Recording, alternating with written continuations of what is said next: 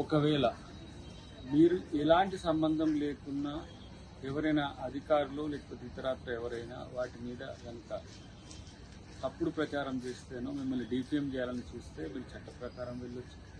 ప్రభుత్వం కూడా వారి పట్ల కఠినంగానే ఉంటుంది. కాబట్టి ఎవరినో ముద్దాయిలుగా చేయడానికి ఎంక్వైరీ కాదు, వాస్తవాలు తెరవాలి.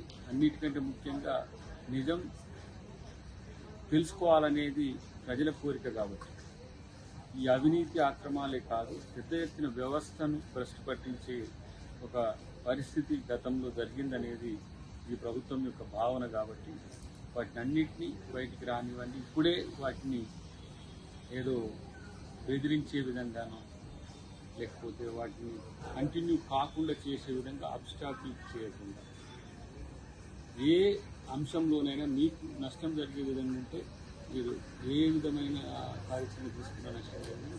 ఎవరైతే చేసే వాళ్ళ పట్ల చేసే వాళ్ళను కించపరిచే విధంగా మాట్లాడేది అనేది